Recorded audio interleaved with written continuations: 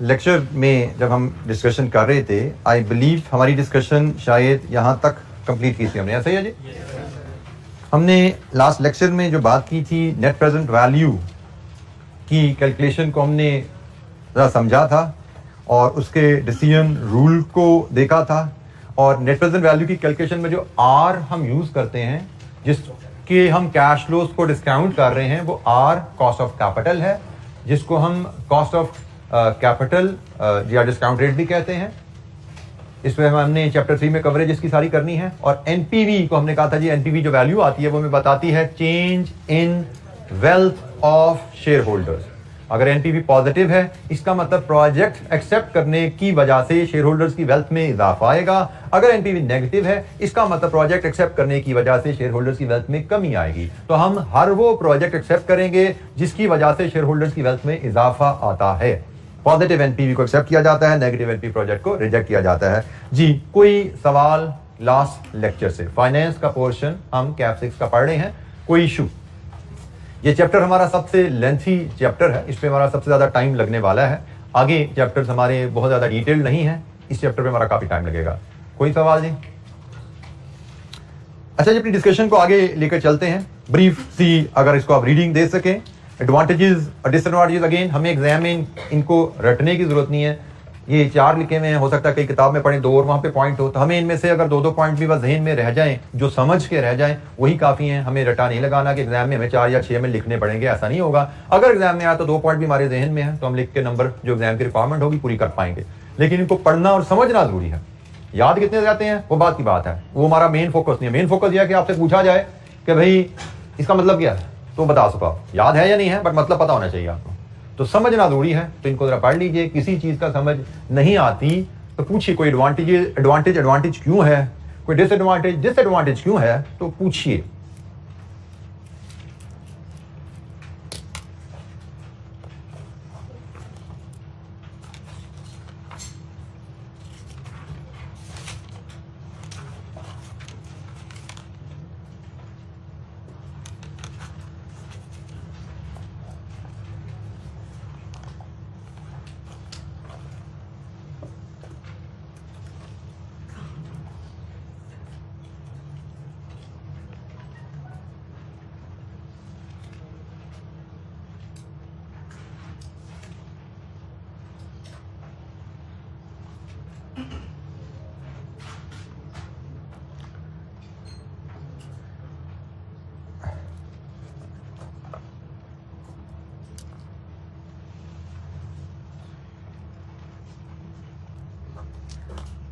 जी, any question? किसी point को पे आप समझते हैं, इसका मीनिंग आपको समझने में दिक्कत हो रही है?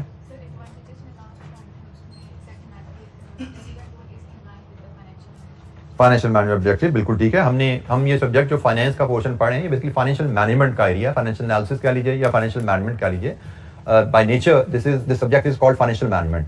तो फाइनेंशियल मैनेजमेंट का ऑब्जेक्टिव है कि फाइनेंशियल मैनेजमेंट में हम डिफरेंट टूल्स पढ़ते हैं, डिफरेंट टूल्स जिनकी मदद से हम बिजनेस डिसीजन ले रहे होते हैं। फाइनेंशियल मैनेजमेंट का ऑब्जेक्टिव है कि आप जो भी बिजनेस डिसीजन लें, हर डिसीजन का मकसद होना चाहिए शेयर होल्डर्स की वेल्थ में इजाफा लाना। हर डिसीजन का मकसद होना चाहिए शेयर होल्डर की वेल्थ में इजाफा लाना। तो एनपीवी का ये एक बड़ा प्लस पॉइंट है कि ये भी हमें उसी तरफ लेकर जाता है जो ओवरऑल हमारे सब्जेक्ट का ऑब्जेक्टिव है। एनपीवी का मेथड में कहता है कि आप वो प्रोजेक्ट चूज कीजिए जिसकी एनपीवी पॉजिटिव है। पहली बात तो एनपीवी पॉजिटिव का मतलब जिसकी मदद से शेयर होल्डर की वेल्थ में इजाफा है, इस प्रोजेक्ट की तरफ जाइए। तो यही तो सब्जेक्ट का मकसद है। तो ये सब्जेक्ट का एक टॉपिक है, उसका मकसद सब्जेक्ट के साथ अलाइंड है। और फिर फर्दर अगर देखें, जब हमने 2 प्रोजेक्ट्स इवैल्यूएट किए थे, ए और बी, तो वहां पे एनपीवी का मेथड कहता है जिस प्रोजेक्ट की एनपीवी ज्यादा पॉजिटिव है उसकी तरफ जाइए। मतलब जो प्रोजेक्ट आपकी वेल्थ में ज्यादा ऐड कर रहा है, जो प्रोजेक्ट आपकी वेल्थ में ज्यादा इजाफे का बायस है, उसकी तरफ जाइए। तो इसलिए हम कहते हैं कि एनपीवी का जो डिसीजन रूल है वो फाइनेंशियल मैनेजमेंट ऑब्जेक्टिव के साथ अलाइंड है। ओवरऑल जो हमारा सब्जेक्ट है उसके साथ अलाइंड है। तो ये इस टूल का एक बहुत बड़ा प्लस है। जी, एनी अदर पॉइंट? जी बेटा, how it is an advantage? Yes, this is also an important point कि हमने बाय द वे हमारे सिलेबस में प्रॉफिट बेस्ड को टूल है नहीं। मैंने आपको शुरू में जब हम पे बैक पे बात शुरू की थी तो मैंने अब कहा था कि भाई पे बैक भी बिजनेस से रिटर्न को कैश में मैयर कर रहा है, प्रॉफिट में मैयर नहीं कर रहा। बिजनेस से रिटर्न मैयर करने का एक तरीका प्रॉफिट भी होता है, तो प्रॉफिट बेस्ड टूल भी हमारे स्कोप में आएगा, बट जब हम बीएफडी पढ़ेंगे वहां पे आएगा, यहाँ पे हमारे स्कोप में वो नहीं है। तो एडवांटेज है cash flow tool, cash flow based tool अच्छे हैं अकाउंटिंग बेस्ड टूल की निस्बत। तो वो बात इस तरह है कि आप जो अकाउंटिंग प्रॉफिट्स हैं वो सब्जेक्ट टू मैनिपुलेशन होते हैं। हम for example as a finance person हम किसी ऑर्गेनाइजेशन को ज्वाइन करते हैं, एज अ फाइनेंस पर्सन हम जिम्मेदार होते हैं किसी प्रोजेक्ट की फिजिबिलिटी बनाने के लिए। हमने किसी प्रोजेक्ट की फिजिबिलिटी बनाई और अगर वो प्रॉफिट बेस्ड लेट्स अज्यूम बनाई है, प्रॉफिट बेस्ड फिजिबिलिटी में हम क्या कह रहे होते हैं कि भाई हम अगर ये प्रोजेक्ट करेंगे तो इस प्रोजेक्ट के सालाना मुनाफा हम इतना कमाएंगे। हमने एक एनालिसिस किया था फाइनेंस पर्सन, हमने एनालिसिस करके एक प्रोजेक्ट कहा कि भाई अपने बॉस को कहा बॉस ये फैक्ट्री लगा लो, इससे सालाना 1 करोड़ मुनाफा आएगा। बॉस ने हमारे कहने पे फैक्ट्री लगा दी। अब असल खाते का हिसाब लिखने शुरू किए तो 1 करोड़ क्या कभी 10 लाख मुनाफा है, कभी 20 लाख आए, कभी 5 लाख नुकसान आ रहा है। अब बॉस ने मेरे कहने पे फैक्ट्री लगाई, 1 करोड़ मुनाफा आएगा, और असल में अगर 1 करोड़ की जगह 10 लाख या 20 लाख या नुकसान खुदा ना खास्ता आ रहा है तो खिंचाई तो मेरी होनी है। तो भाई चार्टर्ड अकाउंटेंट कहते किसको है, जो अकाउंटेंसी का जादूगर होता है। तो अकाउंट्स मैंने जब उसको 1 करोड़ कहा था आएगा तो मैं 1 करोड़ ला के दिखा दूंगा उसको किताबों में। काउंटिंग है ना, it's a jugglery of policies and figures. लेकिन अगर मैंने उसको कहा जी सालाना आपके बैंक में 1 करोड़ रुपए आएंगे, तो क्या मैं 1 करोड़ रुपए ला के डाल के दूंगा उसको अकाउंट में? Accounting profits are subject to manipulation. Cash flows उसकी मैं हेराफेरी नहीं कर सकता। मैंने कहा ये 1 करोड़ कैश आएगा तो 1 करोड़ कैश आएगा तो आएगा, नहीं आएगा तो नहीं आएगा। लेकिन प्रॉफिट को मैं बदल सकता हूं, पॉलिसी इधर कर दो, पॉलिसी इधर कर दो। कुछ आपने सीख लिया, कुछ जगलरी आप आर्टिकल में जाएंगे वहां पे सीख लेंगे। तो अकाउंटिंग प्रॉफिट मैनिपुलेट किया जा सकता है, कैश फ्लो मैनिपुलेट नहीं किए जा सकते। इसलिए cash flow based tool is superior, अच्छा टूल है। ऑल्दो हमारे सिलेबस में अकाउंटिंग प्रॉफिट बेस्ड टूल नहीं है, but accounting profit based tools भी होते हैं कैपिटल प्रोजेक्ट अप्रेजल के, और cash flow based tools accounting profit based tool से अच्छे होते हैं। जी, एनी अदर क्वेश्चन, कोई और पॉइंट? अच्छा, एक मैं यहां पे एक मेंशन करना भूल गया। आई थिंक इस स्टेज पे हमें एक और इलस्ट्रेशन देखनी है, इलस्ट्रेशन नंबर 11। ये इलस्ट्रेशन 11 भी हमारी एनटीवी के कॉन्सेप्ट को थोड़ा सा और बेहतर करेगी। तो जनाब नोट्स पे आइए, इलस्ट्रेशन 11 पे हम नजर डालेंगे। एनपीवी की अंडरस्टैंडिंग हमारी जो है, एनपीवी का जो मीनिंग हमने देखा था इंक्रीज इन वेल्थ, उसकी अंडरस्टैंडिंग को मजीद बेहतर हमें यहां पे करने का मौका मिलेगा। तो a company is considering whether to undertake an investment, the cost of capital is 15%, the initial cost of investment would be 100,000 and the expected annual cash flows from the project would be revenue, year wise revenue, cost and net cash flows, revenue, cost and net cash flows। 3 साल project की life है, 3 साल के उसमें net cash flows ही हैं। Use compounding arithmetic to calculate what the investment should be worth at the end of 3 year. Investment worth at the end of 3 years का मतलब आप ये प्रोजेक्ट स्टार्ट करें, अगर आप ये प्रोजेक्ट स्टार्ट करें तो प्रोजेक्ट स्टार्ट करने के नतीजे में आपके पास 3 साल बाद क्या बचेगा। हम जरा इसकी कंपाउंडिंग अरिथमेटिक से इसको जरा फॉलो करते हैं।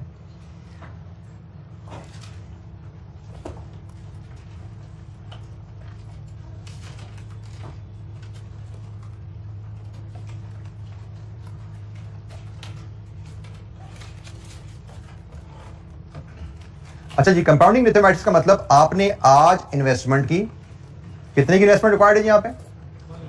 100,000 की। इस इन्वेस्टमेंट के ऊपर आपको रिटर्न देनी है इन्वेस्टर को फॉर फर्स्ट ईयर। कितनी इन्वेस्टमेंट?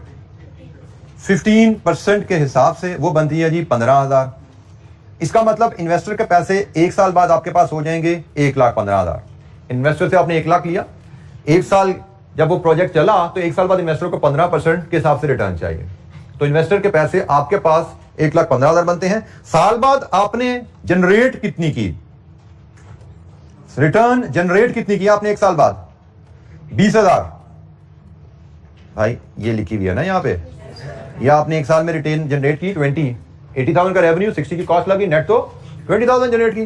तो जनाब आप ये रिटर्न अब इसमें से 1,15,000 में से माइनस करें, कितना पैसा बचा? 95,000।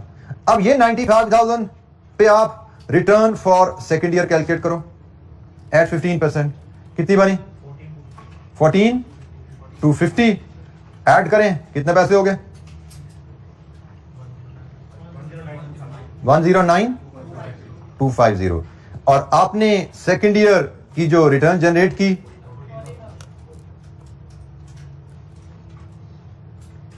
40,000, इसको माइनस कर दीजिए। अब इन्वेस्टर का कितना पैसा रह गया? 69,250। अब आप इसमें रिटर्न फॉर थर्ड ईयर कीजिए एट 15%, 10388। कितना हो गया टोटल? 79,638। अब आपके पास रिटर्न जो जनरेट किया आपने, असल में आपने इन्वेस्टर को देने 79, रिटर्न जनरेटेड कितनी है जी थर्ड ईयर? 84,000। इसका मतलब 3 साल बाद सरप्लस अवेलेबल। ये सरप्लस आ गया ना आपके पास? कितना है जी? 4362। This is your surplus. This surplus is value of the project. उसने कहा ना 3 साल बाद प्रोजेक्ट की वैल्यू क्या होगी, तो वैल्यू ऑफ प्रोजेक्ट ये है कि प्रोजेक्ट में 3 साल बाद कितना पैसा बचेगा। आप इन्वेस्टर से 1 लाख लें, कारोबार चलाएं, हर साल जो कमाएं उसमें से इन्वेस्टर को अगर वापस करते रहें तो प्रोजेक्ट में 3 साल बाद इतना पैसा बचेगा। This is what is meant by value of the project. ये पहला पार्ट हमने सॉल्व किया इलस्ट्रेशन 11 का। कंपाउंडिंग अरिथमेटिक की मदद से बताइए 3 साल बाद प्रोजेक्ट में की वैल्यू क्या है। 3 साल बाद प्रोजेक्ट की वैल्यू से मुराद 3 साल बाद प्रोजेक्ट में क्या पैसा रहेगा। तो 3 साल बाद प्रोजेक्ट में हमारे पास, आप यही समझ लीजिए, एसेट की जरूरत में होगा। बिल्कुल एसेट की जरूरत में होगा, एसेट की जरूरत में है, जिनको बेच के इतना कैश आप रेज कर सकते हैं। तो समझ लीजिए। अच्छा जी, अब जरा इसका पार्ट बी देखते हैं। Using discounting calculate NPV of the project. वो कहते हैं इस प्रोजेक्ट की अब एनपीवी बताइए क्या है। तो एनपीवी कैलकुलेट करने के लिए 15% कॉस्ट ऑफ कैपिटल है, तो पहले हम कैश फ्लोज को अरेंज करते हैं एनपीवी के लिए। पार्ट बी, एनपीवी के लिए हम present value, discount factor, cash flow and year, ये हम डिस्क्रिप्शन लेते हैं जी।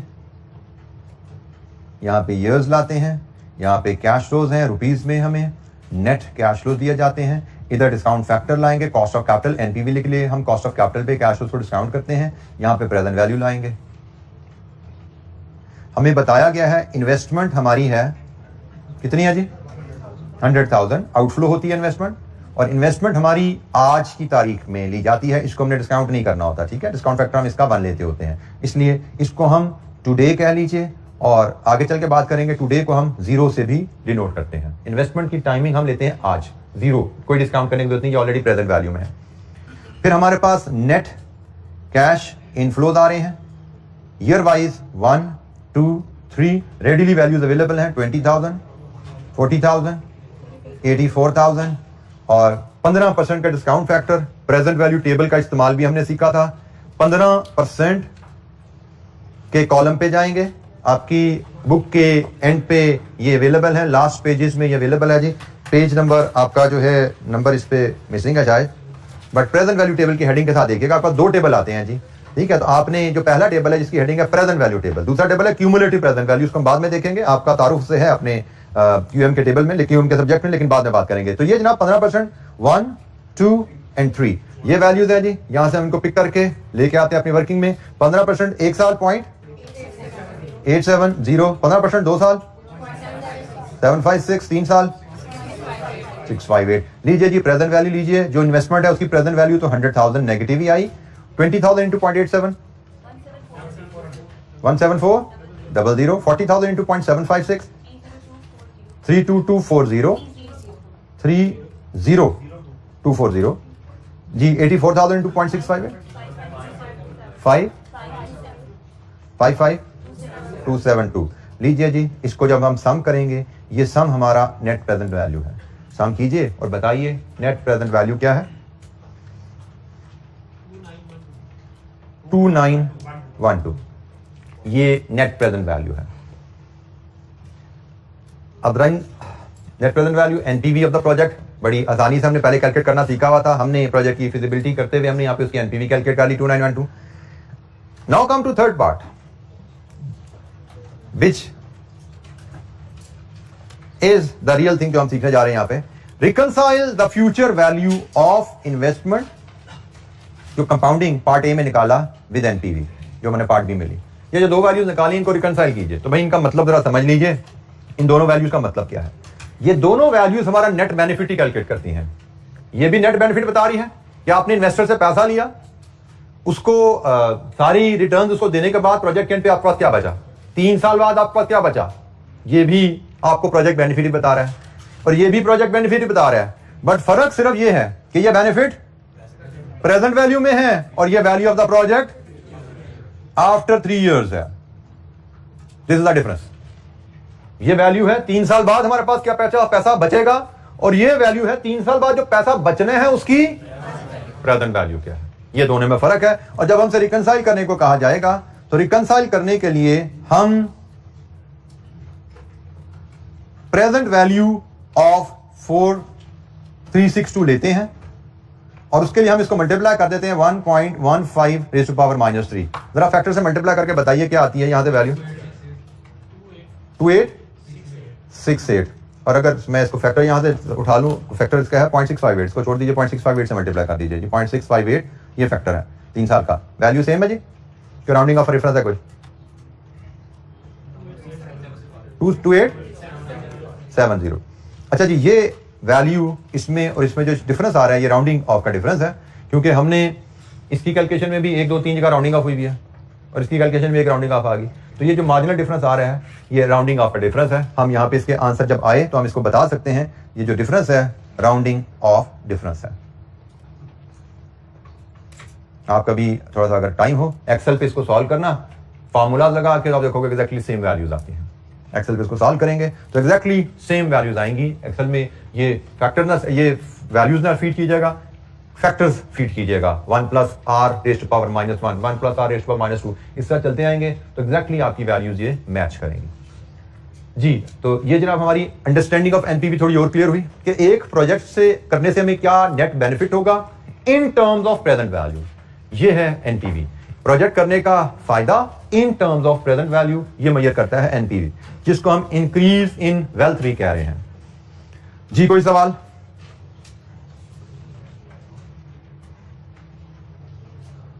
एनपीवी की टर्म को बेहतर अंदाज में समझने के लिए हमने ये एक्टिविटी परफॉर्म की। अब हम जनाब थोड़ा सा आगे चलते हैं। एग्जाम में हमने टूल भी डिफरेंट सीखने हैं और सारे एग्जाम की बात भी साथ साथ करते जाए। एग्जाम में जो क्वेश्चन आते हैं, एग्जाम में जब आपको प्रोजेक्ट अप्रेजल के लिए एक सवाल दिया जाता है तो उसके क्वेश्चन, उसका डाटा इस तरह सिंपल नहीं दिया जाता कि भाई ये रेवेन्यू है, ये कॉस्ट है, ये नेट कैश फ्लो, एनपीवी बता दो। अगर एग्जाम में आपको ये क्वेश्चन है जिसमें कैश फ्लो रेडीली अवेलेबल है और सिर्फ आपसे कहा जाए एनपीवी निकाल दो, तो कैश फ्लोस को डिस्काउंट करके एनपीवी निकालना 2 नंबर होते हैं। ठीक है जी। Decision positive pay accept, negative पे रिजेक्ट लिखना, एक और नंबर डाल लो, 3 नंबर। तो अगर आपको ये सवाल, ये डाटा दिया जाए कि भाई ये इन्वेस्टमेंट है, ये कैश फ्लोज है, 15% कॉस्ट ऑफ कैपिटल है, if this is the data और रिक्वायरमेंट है एनपीवी कैलकुलेट करो और फिजिबिलिटी पे डिसीजन दो, तो हम इस डाटा को लेके ये एनपीवी कैलकुलेट करते हैं और नीचे लिखते हैं ये positive NPV mean project is feasible. तो इस पूरी वर्किंग के 3 नंबर मिलेंगे हमें, 2 नंबर शायद इस कैलकुलेशन के, 1 नंबर डिसीजन के। लेकिन एग्जाम में सवाल आता है 14-15 नंबर का एनपीवी का, तो बाकी नंबर कहां जाते हैं?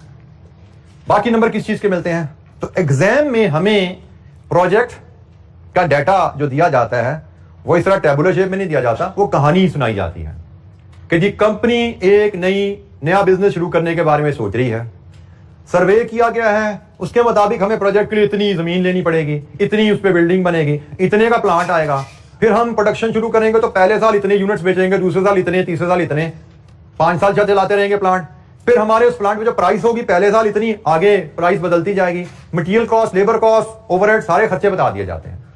तो मेजर जो नंबर होते हैं एग्जाम में वो कहानी को पढ़ के कैश फ्लोज को इस शेप में लाने के होते हैं कि हमने जो 5 साल प्रोजेक्ट चलाना है, 5 सालों में हमें कितनी रिटर्न आएगी रेवेन्यू माइनस कॉस्ट करके।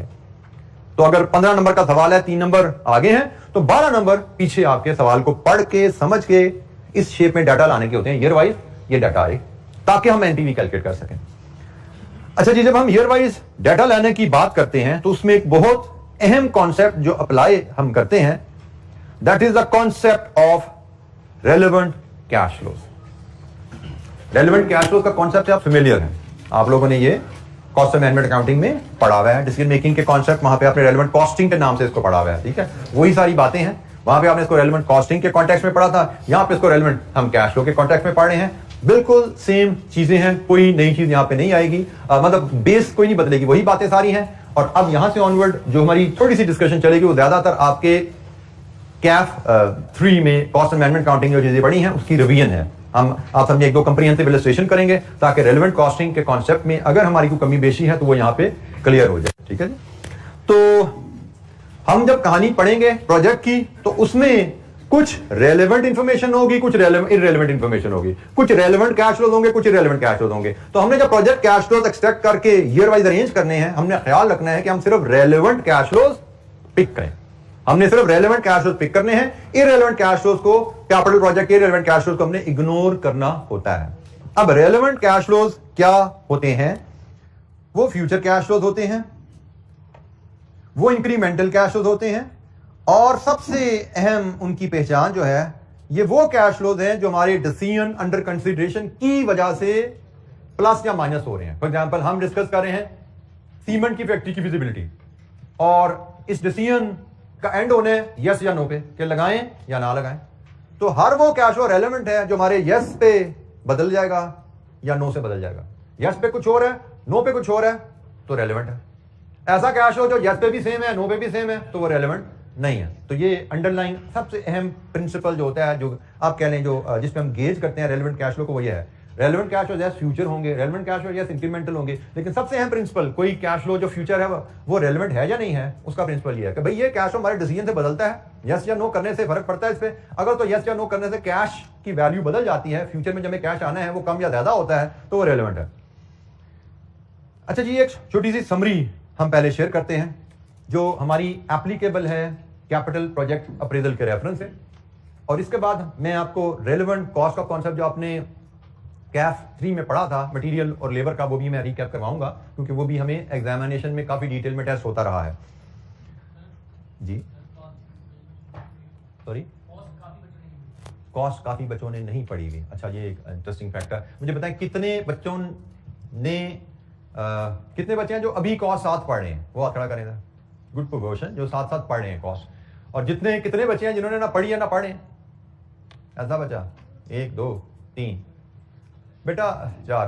बेटा ये तो वैसे गलती है, मुझे ख्याल नहीं रहा आपसे पूछना, क्योंकि ये जो सब्जेक्ट है ये वैसे कॉस्ट छोड़ के आप ये सब्जेक्ट पढ़ सकते हैं नई स्कीम में।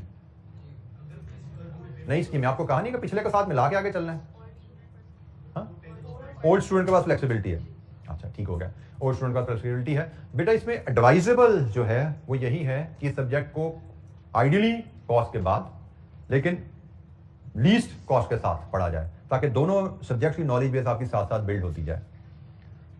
It is blessing for you कि हम इस सब्जेक्ट को स्लो पेस पे लेकर चल रहे हैं, फाइनेंस के सब्जेक्ट को स्लो पेस पे लेकर चल रहे हैं 3 डेज अ वीक के मॉडल पे, और it allows you time to gain to develop your knowledge base in the subject of cost accounting, जो बच्चे साथ साथ कॉस्ट पढ़ रहे हैं। लेकिन जो बच्चे कॉस्ट नहीं पढ़ रहे, सब मेरा दिल चाहता है कि they should join cost as well, क्योंकि ये सब्जेक्ट कॉस्ट एक बेसिक चीज है, कॉस्ट अकाउंटिंग है, फिर उसके बाद मैनेजमेंट अकाउंटिंग है जो कैप्टी में पढ़ाई जाती है, ये फाइनेंशियल मैनेजमेंट है जो उससे भी एक स्टेप आगे जाती है, एक अलग स्ट्रीम है सब्जेक्ट की। ये ऐसा ही तकरीबन बिल्कुल वैसा तो नहीं है कि मैं कौन जी इंट्रो R1 छोड़ के आप R2 में बैठे हो, ऐसा नहीं है, लेकिन बहरहाल आपको चैलेंज आ सकता है। उन बच्चों ने जिन्होंने कॉस्ट पढ़ी है उनकी सेलिंग यहाँ पे बहुत स्मूथ होगी। जो बच्चे साथ साथ कॉस्ट पढ़ रहे हैं वो कहीं ना कहीं उनको चैलेंज आया करेगा, जैसे आज शायद हमारी चौथी क्लास में उनको फर्स्ट टाइम फील हुआ कि नहीं भाई ये नॉलेज पीछे से आने वाला है, ठीक है इसको मैं थोड़ा स्लो कर लूंगा, इसको कैप 3 के लेवल के हिसाब से पढ़ा दूंगा, लेकिन शायद आगे चल के फिर कहीं ना कहीं जो कैप 3 पढ़ रहे हैं वो मिल जाएंगे, मे भी 2-3-4 हफ्ते बाद उनको फर्क समझ आना, कोई फर्क नहीं रहेगा उनका। लेकिन जो कॉस्ट नहीं पढ़ा उसको आखिर तक कोई ना कोई चैलेंज आता रहेगा। तो मैं एडवाइस करूंगा अगर कॉस्ट भी आप साथ पढ़ें तो बेहतर रहेगा आप लोगों के लिए। This is my advice. Otherwise you will have to make extra effort, be prepared to make extra effort in this subject. जो बच्चा कॉस्ट पढ़ के ये सब्जेक्ट पढ़ रहा है उसकी एफर्ट से मैं कहता हूं अगर यहाँ पे 70 है तो जो बच्चा कॉस्ट पढ़े बगैर ये सब्जेक्ट पढ़ा है तो उसको 100-110 पे जाना पड़ेगा, ठीक है। तो be prepared for that. Cost पढ़ लें बहुत अच्छी बात है, नहीं पढ़ सकते मजबूरी है कोई सब्जेक्ट में एक्स्ट्रा एफर्ट के लिए प्रिपेयर्ड रहो, बी प्रिपेयर्ड, आपको चैलेंजेस आएंगे सब्जेक्ट में। बहुत ज्यादा नहीं, लेकिन जैसे मैंने कहा 30-40% के चैलेंज आपको रहेंगे। ऐसा नहीं कि आपको बिल्कुल भी समझ नहीं आएगी, खुदा ना खास्ता कि क्या हो रही बात। आपको थोड़ा सा 30-40% टाइम अपना एक्स्ट्रा देना पड़ेगा, तो वो टाइम अगर आप कॉस्ट पढ़ने पे लगा लोगे तो ज्यादा बेहतर रहेगा। एनीवेज, अच्छा जी, अब मैं हैविंग सेड दैट, जिस बच्चे को दिक्कत हो, मैं कोशिश करूंगा मैं स्लो रहूं, लेकिन इसके बावजूद जिस बच्चे को चैलेंज आए, आप लोगों ने हाथ खड़ा करके क्वेश्चन आपने मुझसे पूछना है। अच्छा जी, रेलेवेंट कॉस्ट क्या है? मैं दोबारा वहां से बात शुरू करता हूं। हम प्रोजेक्ट जब करेंगे तो हर वो चीज हमारी कैलकुलेशन का हिस्सा बनेगी जो हमारी प्रोजेक्ट के डिसीजन यस या नो से बदले। मैं इसकी चलिए एक बेसिक एग्जांपल एक और डाल देता हूं। Let's assume we have a factory which we have obtained on rent. उस फैक्ट्री में हमारी, let's assume this is the factory hall जिसमें हम बैठे हुए हैं। हमारे पास अभी सिर्फ हाफ ऑफ द पोर्शन में एक प्लांट लगा हुआ प्रोडक्शन का। And now we are thinking कि क्यों ना एक और प्रोडक्शन का प्लांट दूसरे हाफ में भी लगा लें। तो कैपिटल इन्वेस्टमेंट डिसीजन आ गया कि भाई एक और प्रोजेक्ट, यहां पे एक और प्लांट कैपिटल एसेट नहीं आने लें। फिजिबिलिटी करनी पड़ेगी। फिजिबिलिटी के लिए कॉस्ट और बेनिफिट्स का एनालिसिस आता है, आपको पता है कभी प्लांट आता कितने का है और इससे फ्यूचर में हम कमाएंगे क्या। तो जब हम प्लांट 2 की फिजिबिलिटी करने जाएंगे तो प्लांट 2 की फिजिबिलिटी में हम प्लांट 2 से फ्यूचर में क्या कमाएंगे उसके रेवेन्यू माइनस कॉस्ट हमें एस्टिमेट करने पड़ेंगे, अंदाजा लगाना पड़ेगा। ये अंदाजा लगाते हुए प्लांट 2 से रेवेन्यू माइनस कॉस्ट करते हुए rent of the factory will be irrelevant. इस असूल पे गेज कर लो। हर वो कैश फ्लो इररेलेवेंट है जो हमारे डिसीजन यस या नो से नहीं बदलता। तो हम प्लांट लगाएं या ना लगाएं, फैक्ट्री के रेंट पे फर्क पड़ता है? No, irrelevant. हम प्लांट ना लगाएं तो भी फैक्ट्री का रेंट जा रहा है, प्लांट लगा लेंगे तो भी फैक्ट्री का रेंट जाएगा। तो हमारे प्लांट लगाने से रेंट पे असर नहीं पड़ता। डिसीजन मेकिंग के रेफरेंस से प्लांट लगाना है या नहीं लगाना, डिसीजन मेकिंग में सिर्फ रेलेवेंट इंफॉर्मेशन ली जाती है। रेलेवेंट इंफॉर्मेशन वो होती है वो जो आपके डिसीजन से बदले। बेशक रेंट फ्यूचर में पे करना है हमने, लेकिन वो हमारे फैसले की वजह से इंक्रीमेंटल एडिशनली पे होना इररेलेवेंट। हमारे फैसले की वजह से पे नहीं होना, फैसला ना भी करें तो भी पे होगा, इररेलेवेंट। तो this is the basic concept of relevant और इररेलेवेंट। कि आपको सवाल में कभी प्रोजेक्ट करने जा रहे हो, इस प्रोजेक्ट के रिलेटेड ये कॉस्ट हैं। जैसे कहने को रेंट तो कॉस्ट है फैक्ट्री की, उसी फैक्ट्री में प्लांट नंबर 2 भी चल रहा है, लेकिन वो रेलेवेंट नहीं है। अब यहां पे एक और बात समझना, एक है डिसीजन मेकिंग, क्या भाई प्लांट नंबर 2 की फिजिबिलिटी बनानी, और दूसरा है प्लांट 2 जब लग जाएगा उसका PNL banana, that is financial accounting. जब तक प्लांट नहीं लगा, this is decision making, plant लगाएं या ना लगाएं, relevant cash flows, relevant cost. Plant लग गया, फिर उसके बाद फाइनेंशियल अकाउंटिंग शुरू हो जाती है कि भाई प्लांट की प्रॉफिटेबिलिटी कैलकुलेट करो कि प्लांट से हम कमा कितना रहे हैं। तो जब प्लांट की प्रॉफिटेबिलिटी कैलकुलेट करना शुरू होगी, फिर अकाउंटिंग आ जाएगी। और अकाउंटिंग में तो किराया तकसीम होगा भाई, कभी एक हॉल फैक्ट्री का किराया है, 2 प्लांट लगे हुए हैं, आधा इस पर डाल दो आधा इस पर डाल दो, वो अकाउंटिंग है। Don't ever mix accounting with decision making. Accounting deal with the past, decision making talks about future. तो हम डिसीजन मेकिंग पढ़े हैं, कैपिटल प्रोजेक्ट की डिसीजन मेकिंग, इसमें हम relevant cost, relevant cash flows लेते हैं, फाइनेंशियल कॉस्ट नहीं लेते। रेंट जो हम पे कर रहे हैं वो फाइनेंशियल कॉस्ट है। आगे चलेंगे मजीद इस पे हम बात करेंगे जी।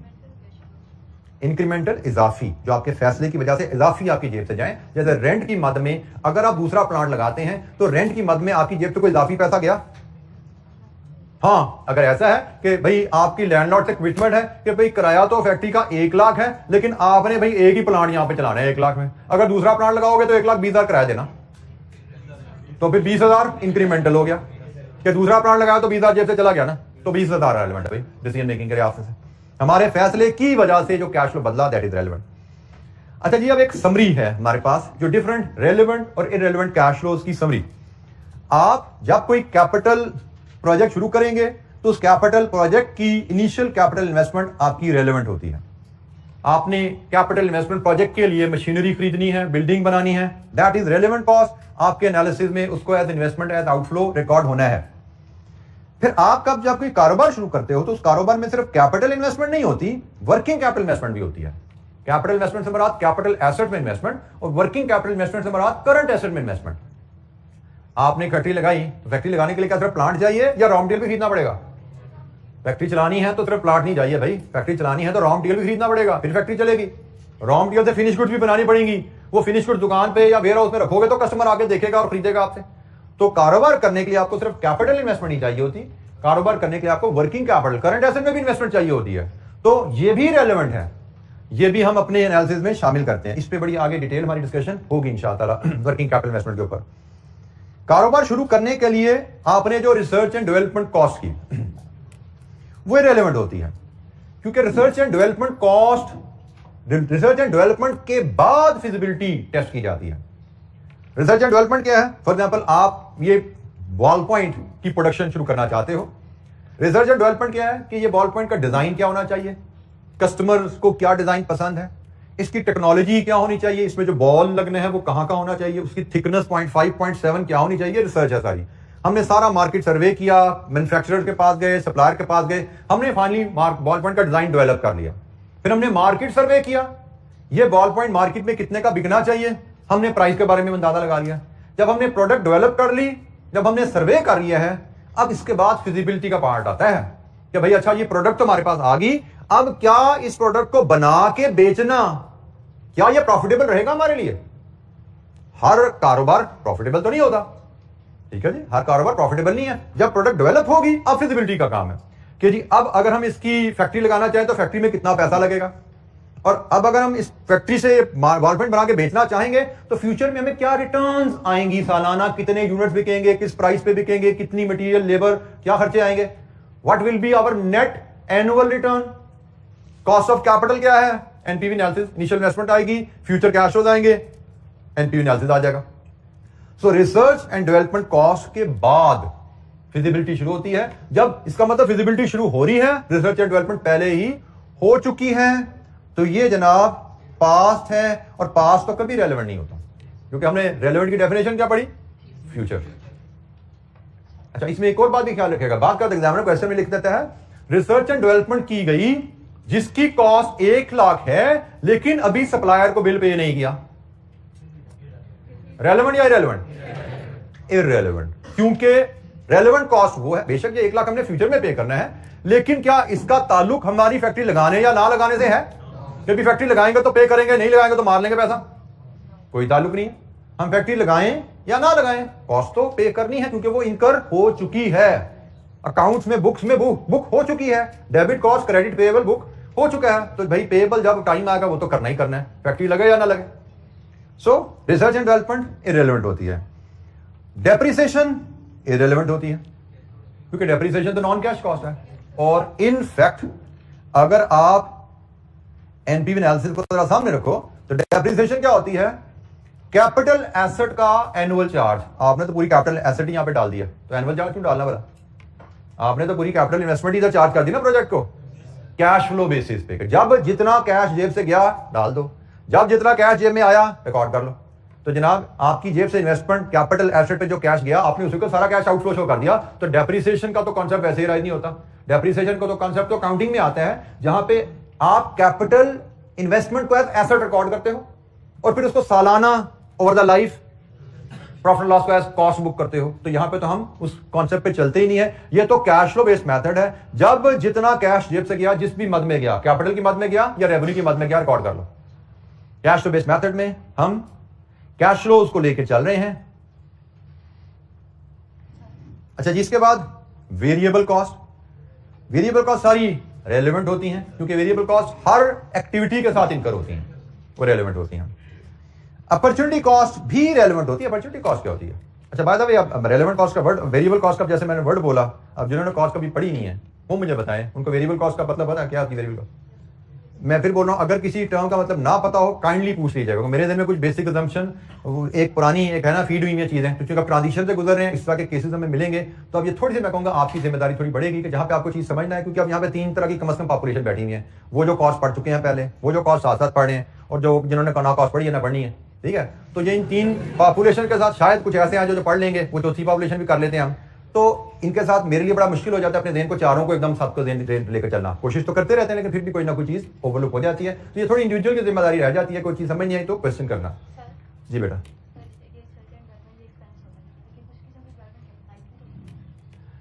That is accounting, that is accounting, financial accounting. Capitalise बिल्कुल होती है बट फाइनेंशियल अकाउंटिंग में होती है।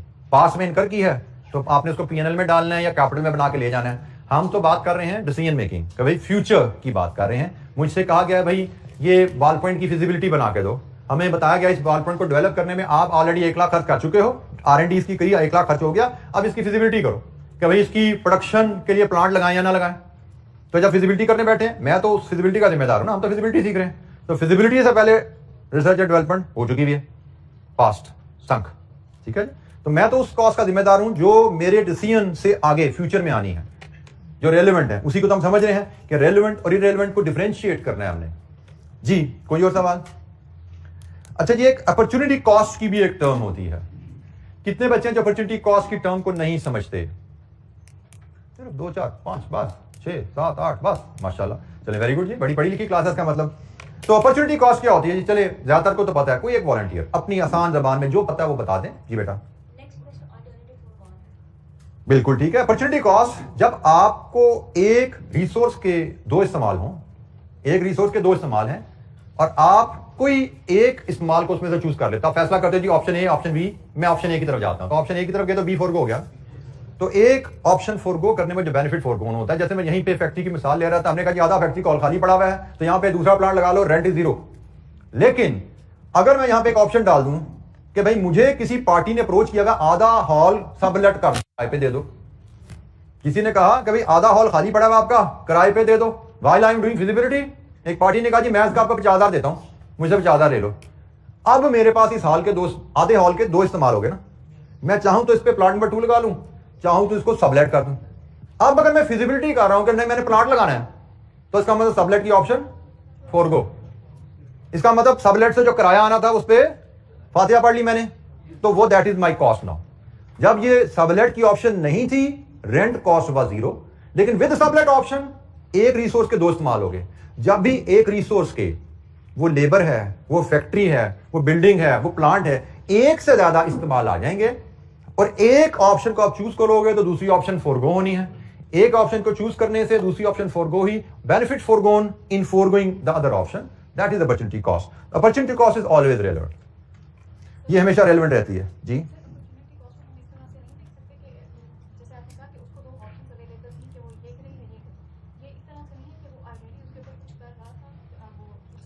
बेटा, जब हम रिसोर्स की बात करते हैं, resource which is available for use, resource hall empty line available for use, हम बात करें इसके यूज की। जब हमने प्लानिंग शुरू की तो हमारे पास 2 ऑप्शन आ गई। एक चाहें तो उसको किराए पे दे दें, एक चाहें तो इस पे प्लांट 2 लगा लें। हम अब प्लांट 2 की जब फिजिबिलिटी करने बैठते हैं तो हम उस सिचुएशन की बात कर रहे हैं जब हम प्लांट की फिजिबिलिटी कर रहे हैं तो इस हॉल के हमारे पास 2 इस्तेमाल हैं, और अगर हम प्लांट की फिजिबिलिटी कर रहे हैं तो हम इस हॉल को प्लांट में प्रोडक्शन में यूज करते हैं तो सबलेट की ऑप्शन फोरगो होगी। 2 ऑप्शन में से एक ऑप्शन पे काम हो सकता है ना, तो एक ऑप्शन फोरगो होगी। उस ऑप्शन को छोड़ने की वजह से जो फायदा आपने फोरगो किया, जो इनकम आप कमा सकते थे, आपने उसको फोरगो कर दिया। Benefit forgone is a cost. जैसे कहा जाता है ना कि a penny saved is a penny earned. अगर आपने अपनी कॉस्ट में कोई बचत कर ली, it is as good as कमाई। बिल्कुल ऐसे ही अगर आपने अपनी इनकम को गंवा दिया तो it is as good as cost, वो खर्चा है आपका। कॉस्ट में सेविंग ले ली तो वो इनकम है, इनकम में कमी हो गई तो वो खर्चा है। तो यही कॉन्सेप्ट यहां पे अपॉर्चुनिटी कॉस्ट पे अप्लाई हो रहा है कि आपने जब इस हॉल को प्रोडक्शन के लिए यूज कर लिया तो आपने सबलेट की इनकम को फोरगो कर दिया। तो सबलेट की इनकम जो आप कमा सकते थे, income forgone, benefit forgone is your opportunity cost. जी एनी अदर क्वेश्चन? अच्छा जी, फिक्स्ड ओवरहेड की जब हम बात करते हैं तो फिक्स्ड ओवरहेड रेलेवेंट भी हो सकते हैं और इरेलेवेंट भी हो सकते हैं। उसके लिए हमें क्वेश्चन को बड़े ध्यान से पढ़ना पड़ेगा। हमें जब भी हम कोई फैक्ट्री लगाते हैं, प्रोडक्शन के लिए लगाते हैं, और प्रोडक्शन के लिए लगाते हैं तो हमें उसमें प्रोडक्शन कॉस्ट बताई जाती है। भाई ये प्रोडक्शन करेंगे तो प्रोडक्शन में ये खर्चे आएंगे। आपको पता है प्रोडक्शन में वेरिएबल कॉस्ट भी आती हैं, प्रोडक्शन में फिक्स कॉस्ट भी आती हैं। तो हमें वो प्रोडक्शन का डाटा एग्जामिनर देता है जिसकी मदद से हमने सालाना returns, revenue minus cost determine करनी होती है। तो जब हम प्रोडक्शन की फिक्स कॉस्ट हमें दी जाती है तो फिक्स कॉस्ट रेलेवेंट भी हो सकती है, इरेलेवेंट भी हो सकती है। फिक्स्ड कॉस्ट रेलेवेंट सिर्फ तब है, पहले मैं रेलेवेंट को एलैबोरेट कर दूं, जब फिक्स्ड कॉस्ट इंक्रीमेंटल है प्रोजेक्ट की वजह से। इंक्रीमेंटल का वर्ड आपको पता है, जैसे हमने रेंट की मिसाल ले ली थी कि भाई अगर दूसरा प्लांट लगाने की वजह से एडिशनल रेंट पे करना पड़ेगा तो इंक्रीमेंटल है, रेलेवेंट है। तो fixed cost, rent fixed cost होती है ना, रेलेवेंट है। अगर दूसरा प्लांट लगाने की वजह से हमें एक और सुपरवाइजर रखना पड़ेगा, रेलेवेंट है। अगर वही सुपरवाइजर देख लेते हैं तो फिर रेलेवेंट नहीं है, ठीक है। अगर नया सुपरवाइजर रखना पड़ेगा तो रेलेवेंट है। तो फिक्स्ड कॉस्ट सिर्फ तब रेलेवेंट है जब नया प्रोजेक्ट करने की वजह से हमारी जेब से पैसा गया। फिक्स्ड कॉस्ट हमेशा इररेलेवेंट रहेगी अगर एग्जामिनर फिक्स्ड कॉस्ट के साथ टर्म यूज करता है एब्जॉर्ब्ड की, रिकवर्ड की, अपोर्शन्ड की, एलोकेटेड की, चार्ज की। इनमें से कोई भी टर्म अगर फिक्स्ड ओवरहेड के साथ यूज की जाएगी, इसका मतलब फिक्स्ड ओवरहेड इंक्रीमेंटल नहीं है। फिक्स्ड ओवरहेड सिर्फ पुराने खर्चे की तकसीम है। जैसे मैंने आपको, ये सारी काउंटिंग टर्मिनोलॉजी है बाय द वे, ये सारी काउंटिंग टर्मिनोलॉजी है। जैसे मैं बात कर रहा था कि जब प्लांट 2 लगाओगे, फिजिबिलिटी करते हुए रेंट कंसिडर नहीं करना, लेकिन प्लांट लगने के बाद जब अकाउंटिंग करनी है तो रेंट ने तकसीम होना है, रेंट ने एलोकेट, रेंट ने चार्ज होना है। ये काउंटिंग टर्म है। कभी प्लांट लग गया तो रेंट को दोनों प्लांट्स पे चार्ज कर दो। दूसरे प्लांट की वजह से रेंट पे नहीं कर रहे हम दूसरे प्लांट को सिर्फ चार्ज कर रहे हैं कि भाई चूंकि वो भी साल में आ गया है तो भाई शेयर कर लो। जस्ट लाइक है, आप हॉस्टल में रहते हो, कमरा किराए पे लिया 10,000 तो जेब से जा रहा है, साथी आया तो भी 5,000 इसको चार्ज कर दो। जब जेब से तो 5,000 नहीं ना गया, लेकिन अब 2 लोग चूंकि शेयर कर रहे हैं, तकसीम होनी शुरू होगी, कॉस्ट तकसीम होगी। तो ये सारी टर्म अकाउंटिंग की टर्म है, कॉस्ट अकाउंटिंग में इनको पढ़ा जाता है। आजकल हमारा जो कॉस्ट अकाउंटिंग चल रहा है हम इसी एरिया पे बात कर रहे हैं। तो मेरी जैसे क्लास में बात करूं तो ये कल या परसों में ये बातें हम कर रहे हैं क्लास में। सारी टर्म्स जो बच्चे पढ़ रहे हैं कॉस्ट, उन्हें भी ये टर्म में कुछ ना कुछ तारुफ किया हुआ है, लेकिन बाकी जो पढ़ रहे हैं कल परसों में ये टर्म सामने आ जाएंगे, ठीक है। तो ये सारी कॉस्ट अकाउंटिंग की टर्म है। तो जब भी फिक्स्ड ओवरहेड के साथ इनमें से कोई टर्म लगी हो, इररिलेवेंट, उसको हमने अपनी कैलकुलेशन में शामिल नहीं करना। फिक्स्ड ओवरहेड हमें बताया जाए कि इस प्रोजेक्ट की वजह से लगेंगे तो फिर लेने हैं भाई। हाँ, बात का क्वेश्चन साइलेंट भी होगा, तो अगर क्वेश्चन साइलेंट होगा तो हम अज्यूम करेंगे इंक्रीमेंटल है और रेलेवेंट ले लेंगे। अगर हमें हिंट नहीं मिल रहा इसके बारे में, हमें लगता है क्वेश्चन साइलेंट है, तो हम फिर उस केस में रेलेवेंट लेके चलेंगे कॉस्ट को, ठीक है जी। टैक्स पेमेंट रेलेवेंट होती है। आप एक प्रोजेक्ट की फिजिबिलिटी कर रहे हो, आप असेसमेंट कर रहे हो कि भाई ये प्रोजेक्ट करेंगे तो फ्यूचर में इससे रिटर्न्स आएंगी, तो भाई फ्यूचर में रिटर्न्स आएंगे तो फ्यूचर में टैक्स भी तो देना पड़ेगा ना। तो जिस प्रोजेक्ट की आप फिजिबिलिटी कर रहे हो, जिस प्रोजेक्ट के आप फ्यूचर रिटर्न्स मुहैया कर रहे हो, उस प्रोजेक्ट पे फ्यूचर टैक्सेस भी आपको अपनी वर्किंग में शामिल करने हैं। ये सारी वर्किंग भी हम सीखेंगे, टैक्स कैसे कैलकुलेट किया जाता है, relevant cash flow, fixed overhead, opportunity cost, ये सारी बातें आगे में इलस्ट्रेशंस हम करेंगे ताकि हमारा रीकैप हो जाए। और अगेन वो रीकैप है, फिर बता दूं, कैप 3 का रीकैप होगा। आप लोगों ने जिन्होंने पढ़ी हुई कैप 3 उनके लिए रीकैप है, जिन्होंने नहीं पढ़ी हुई कैप 3 उनके लिए लर्निंग होगी। सो थोड़ा सा अगले समझे 1-2 दिन आपको जरा अलर्ट इस सब्जेक्ट को ज्यादा टाइम देना पड़ेगा इस वीक में, क्योंकि रेलेवेंट कॉस्टिंग में यहाँ पे गैप है थोड़ा सा हमारी लर्निंग में। तो कोशिश कीजिएगा क्लास में भी टाइम फुल अटेंशन के साथ रेगुलर रहें और होमवर्क भी तगड़ा हो आपका, ताकि जो आपका गैप है कॉस्ट ना पढ़ने की वजह से, मुझे लगता है अगले 2-3 लेक्चर आप तगड़े बैठेंगे तो इंशाअल्लाह काफी रिकवरी हो जाएगी हमारी। जी नहीं बेटा, ये सिर्फ आपकी अंडरस्टैंडिंग के लिए कॉन्सेप्ट है कि भाई एग्जाम में आपने इन असूलों के मुताबिक ट्रीटमेंट करनी है। एग्जाम में तो आपको ट्रीटमेंट शो करनी है। हाँ, बाज़ वक़्त एग्जामिनर कहता है कि ट्रीटमेंट भी करो, ट्रीटमेंट का असूल भी बताओ। अगर कह दे मे बी 20 में से एक दफा, तो फिर ये असूल पता दिमाग में तो है ना भाई, असूल उसी असूल के मुताबिक ट्रीटमेंट कर रहे हैं। तो हमें सिर्फ असूल सीखने हैं, उनके मुताबिक ट्रीटमेंट शो करनी है। अच्छा जी, अगर हमें कहा जाए हम प्रोजेक्ट करेंगे, प्रोजेक्ट लोन लेके करेंगे, मशीनरी लोन लेके लगाएंगे और लोन पे इंटरेस्ट पे करना है, इंटरेस्ट इररिलेवेंट होता है, क्योंकि इंटरेस्ट क्या शो कर रहा है, इवन डिविडेंड भी क्या शो कर रहा है, ये दोनों रिटर्न टू इन्वेस्टर होते हैं। ऐसे ही है ना, वो इन्वेस्टर जिसने मशीन खरीदने के लिए हमें पैसा दिया है, वो लोन है या इक्विटी है।